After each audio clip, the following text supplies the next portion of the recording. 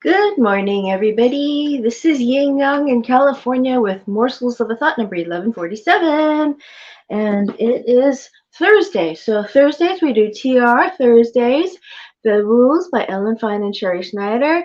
Right now we're going through the Rules Handbook, a guide to creating loving and lasting relationships. Now, Fein and Sherrie Schneider are two women who are based in the East Coast, on the East Coast. I'm in California. They're on the East Coast, and they work really hard on promoting the rules for people and giving consultations to women who are in dire straits in terms of getting a guy to chase them, pursue them, match them, and marry them. And there are goals such as marriage and a ring, and a good date and a good marriage. And there are goals such as commitment, no marriage, but possibly a ring. So there is a commitment, just not the paper marriage, but to have the good companionship relationship as well, which is like a good marriage. There's a lot of people who have like good marriages that are not actually married, that have been together for 30 or 40 years or 50 years. They just didn't do the paper. So here we are in week 8. We are going through the pep talk, and I want to go through a couple of days worth. And Don't Be Blind to Reality is week 8 of course 2, which is called Navigating New Relationships. So when you're navigating new relationships, don't be blind to reality. Now here we go. Let me get my right hand on it because my left hand is killing me. Don't be blind to reality. Your Rules Weekly Pep Talk. This week, before you go on any dates, focus on being self-controlled and not oversharing. Instead of blurting out your whole life of woes and gossip, consider writing out a list of what you want to share, in what order and over what period of time and dating. Do you really want someone you don't know well or trust yet to know the most intimate stories of your life? Um, mhm. Think before you share. Your sharing list doesn't have to be complicated. Just write down a basic outline of the key highlights of your life you want to share that come from your higher self, and share carefully over a long stretch of time so you don't share too much too quickly. Now, TED Talks precisely do this. They give you an outline of their life that's pertinent, that pertains to the content that they're trying to convey, uh, what they're trying to talk about to the audience. So TED Talks are like this. You just this is a prize for learning how to write a TED Talk, um, and or something at a big get together convention where you are. I'm actually considering going to the Secret Knock. So that's something that I don't know if it's really a big secret, but it's a secret knock. They don't disclose locations and things like that, and they don't let you know who's going to be there because it can be a surprise. I mean, it can be a surprise, like people who own multi-millions and things like that, and people like that are even in the audience. Become conscious of, here we go, become conscious become conscious of how much you talk on dates. It is easy after a couple of drinks to overshare. Okay, so you have to be conscious of how much you talk on dates. Now, that can't be underlined more boldly. You have to know what you're talking about. And precisely on a first date, I keep talking about being careful with your drink.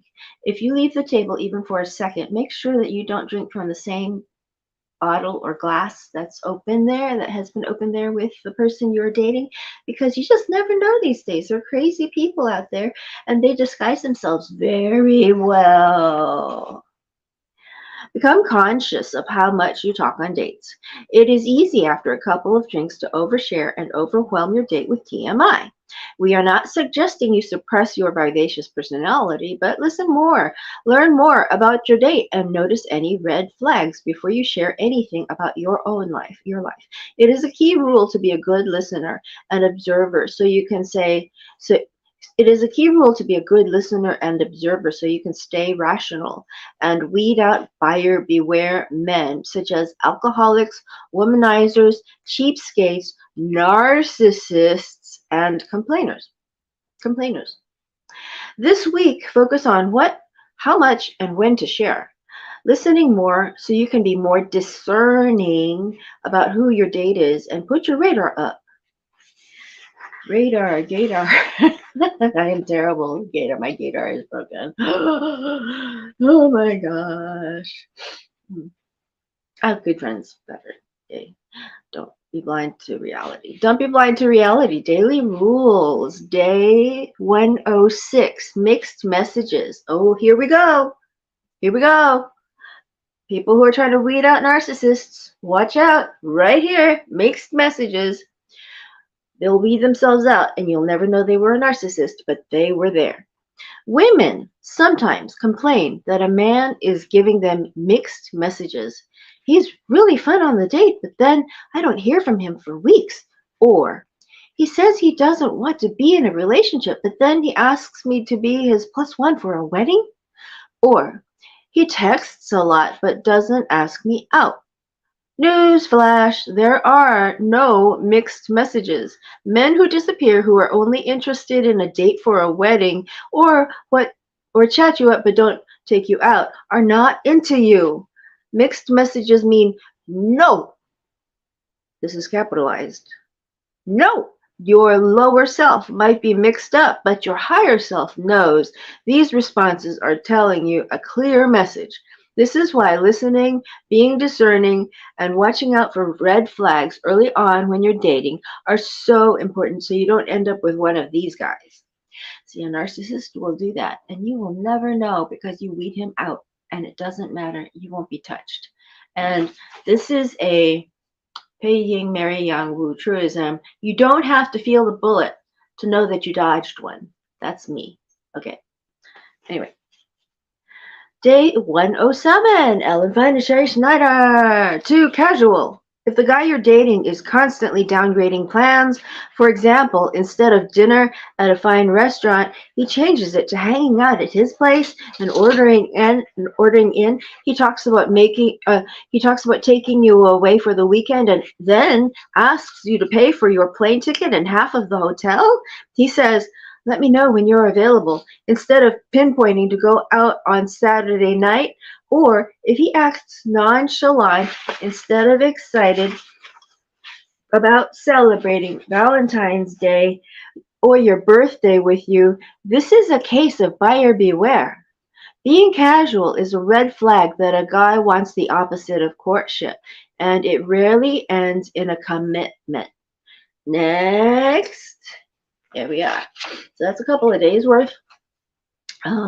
It is extremely important to weed out the narcissists this way so you never get hurt.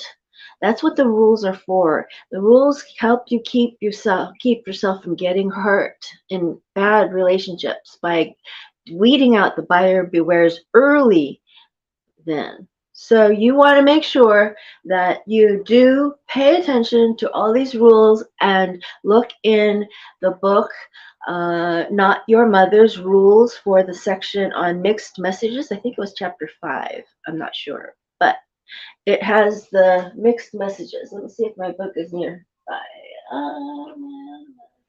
I don't see it right here. It could be. Oh, I see it. I'll go get it. I'll get it in a second. Okay, wait for me. I'm gonna get this book. I'm gonna get this book. Hold on. Hold on. Hold on. Right here. Okay. The Not Your Mother's Rules, The New Secrets for Dating, Ellen Fein and Sherrie Schneider, New York Times best-selling authors of the rules. Okay, Not Your Mother's Rules. And it's printed by Grand Central Publishing. That's a cool name, actually. It's a New York kind of name. And Mixed Messages Men. Where are we? Here we are. Okay. I